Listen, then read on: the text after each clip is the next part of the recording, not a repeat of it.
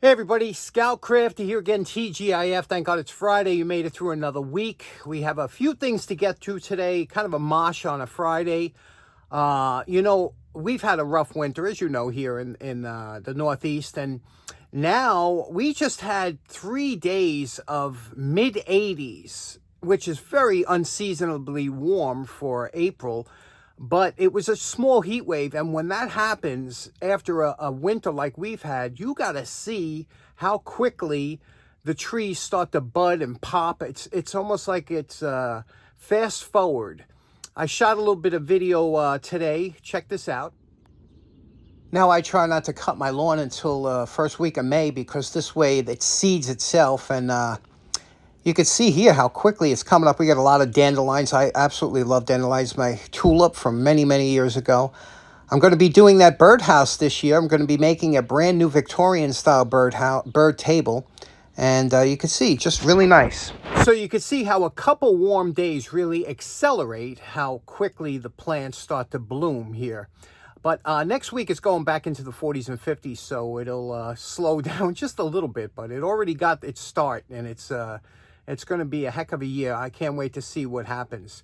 Anyway, let's get started right away with what we have going on. Okay, next up, you remember last week we did this nice Masonry hammer from Paul Visage, and we were told, I almost finished it. I didn't finish it completely. I have to give it a couple days before I give it a final waxing to make sure all the paint and everything's cured. But the one thing I wanted to show you was one of the commenters here by the name of Americo Bamba 23. He's a third generation Mason. So he works with these all the time, and they have certain angles that they put on it. He says certain areas are kept sharp so that they can scrape brick or whatever. But I wanted to address, because he was talking about how they constantly tune up their hammers, because you have to in that kind of work, especially if you take pride in what you do. And I wanted to address the back here. Okay, now remember, we kept this at a 90 rather angle, but we took the sharp edge off so that you'll get no chip and you can handle it or whatever. Same thing with the head here. We don't want the chip. That's why it was chipped before. But for the back here, you do want somewhat of a point. You see, this is the way it was. You see, it was worn down.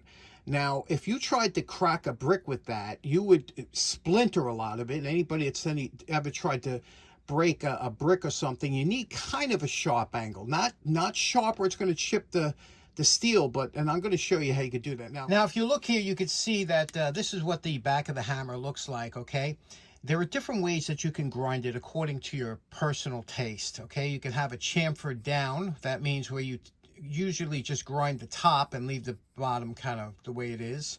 You could have it meet in the middle, which is probably the most common type, because that gives your center of gravity more or less where you're going to strike, this middle.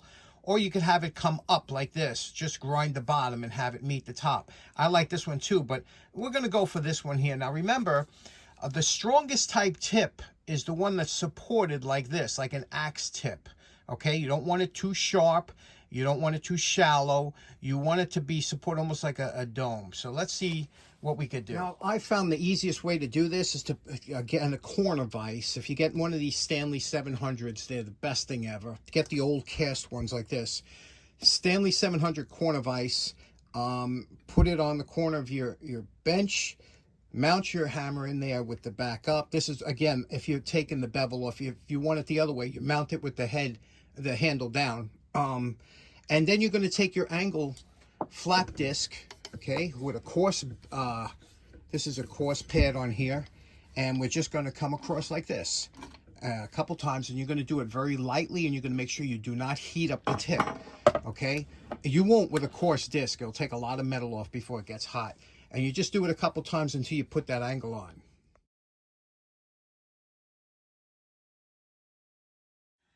Okay, this only took a couple minutes. Remember, we never let it get warm. If it started to get even a little warm, I dunked it in water, but it didn't get warm because I have a good flap disc on there. So you can see the tip we have on there, okay? I went with the middle preference. This runs with the center line of the hammer, so it should be very accurate. Now, if you notice here, I didn't have any sharp edges on the edge. And if you notice here, if you look here, this point here, you do not want this super sharp. Like I said, that you could cut. You could see there's a little bit of a line there, but not sharp at all. Okay, next up. You might remember a while back on the poor man's flea market, I found this Fender guitar, okay? And it's a FA-100. I don't know if you could see that in there. Can you see that? Hold on. Let me zoom it in a little bit here. There we go. Fender FA-100. And the problem with this guitar, besides being thrown out, this is actually a pretty common problem. The bridge has lifted up. And I'll tell you, you know, I didn't know how common it was until, of course, you look on eBay and you find out. Not eBay, YouTube. And apparently, when they glue this down, sometimes they don't remove enough of the finish here, and it pulls the finish off, whatever the case may be. It's fixable. And, you know, there's a lot of special tools to do it and stuff like that. But I got a friend of the show, good friend of the show, by the name of Nick. Nick is the son of Ken's Lantern and Things. You know, Ken has a great channel. His son is a fantastic guitar player. Unbelievable. And I'm hoping that if we could fix this up, just to get it to work, that we can give it to Nick at Jacktown, and maybe Nick could play a tune on it, because this kid is unbelievable. You got to hear him play. So anyway, let's see what we can do if we can get this into playable shape. The first thing we have to do is loosen up the strings and remove this bridge, which is, you know, a little harder than it looks sometimes. And also, these are known to bow out a little bit when they start to... We'll work on it, see what we can do. By the way, did I ever show you... You've seen this before. This awesome watch that Nick made. He made me this watch. And if you look real close, can you see what it says there? That's right. Scoutcraft, an official Scoutcrafter red. So Nick made that. Great watch, keeps great time. Now, what I'm going to do here is I'm going to pull these pins out here. And to do that, there's a special tool. It's called the diagonal cutters. Just go under here like this, loosen up the string, pull this straight up, okay? And if you have to, you can put a little wood under here just so you don't mar anything. And there's a little groove in there that holds the string. You see that? So we're just going to put those to the side, and we're going to pull off all the pins. Okay, now we released all the strings. You see the strings are out of there, and they only go in like this, and then those pins get pushed in with that groove there. It's pretty amazing how that's held in there. But okay, there we go. Now what we have to do is somehow get this out of here without damaging the wood underneath. I have a tool, which is a hacksaw blade with a handle, okay? And this was a homemade tool. And we're going to see if we can't get under here and just slightly cut anything that's here, because you want this to be flat, that it can go back together. So we're going to drag this across here. There's a way to do it to wedge it, but I think this is my best bet, because we're going to drag this across here. Again, it's a hacksaw blade. It's thin. And then we're going to try and wedge this up, okay, without breaking anything. This is already broken, the string bridge. But we'll see what we can do. Okay, this is off. And you can see we didn't rip up too much of the wood. We're going to have to flatten that down, but you can see the problem here. Now, what happened was, because, man, look at this, huh? This is pretty messed up. It's all split here. These drilled holes weakened that wood, and as it pulled up, it kind of split it. So we're going to have to press that down somehow or whatever and get this to stick on there that it won't pull up anymore. I don't know. This is a job. This is a... Obviously, you wouldn't do this with a good guitar. You can see here it's ripped up a little bit too. You wouldn't do this with a guitar. There are guys that actually, what are they called, Luthers or something? Guys that fix instruments. They're really highly skilled in this, and they can, but for something like this, they wouldn't even waste their time. A repair like this would cost more than the guitar. We want to just see if we can get Nick to play this thing, that's all. So I'm going to try and see how we can get this pressed down. Okay, now the funny thing is there's a reinforcement. I'm going to stick the camera in here so you can see what it looks like underneath. I can't see it, so I'm just going to stick it here. I got the light on. Now, if you can see, there's a reinforcement plate there. I guess you could see it. I can't see it here. But there's a reinforcement plate there. And I don't know what kind of damage. I'll have to look at the footage to see what I'm dealing with. That's what's great about an iPhone. Let's check it out. Okay, I think I bit off a little bit more than I could chew here. First of all, do you know I ordered this thing? This is the string bridge. I ordered this from Amazon when I first got the guitar, and I don't know where I put it. Oh, man. That's the problem when you have too many things going on. Okay, so here's the problem. Look at this. That's supposed to be flat. Okay? You can't have this too high either, because if it's too high, they call it the height between the strings rather, and the body. There's some kind of playable. It makes a big difference on how good. They got to be close, right? So anyway, I got to get this down. It won't push down because the whole thing is compromised, and you can see here the bulge. Here, let me see if you can see that. Can you see that bulge there? Yeah, hold on. Can you see that bulge? That whole bulge is a problem.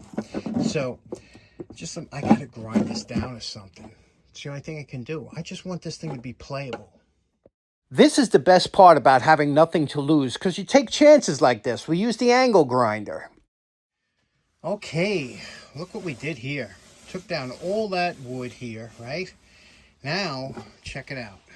Took off the backs. This is all flat, right? Perfectly flat. Now check this out. When I put this on here, right where the holes are, no more rocking. No more rocking. It's like seats right in there. And it's flat. There's no gaps or anything. Plus, there's going to be epoxy in there. But before I do that, I'm going to take a piece of backing plywood, fit it in here, again, between these two, and reinforce the back here. See where my fingers are?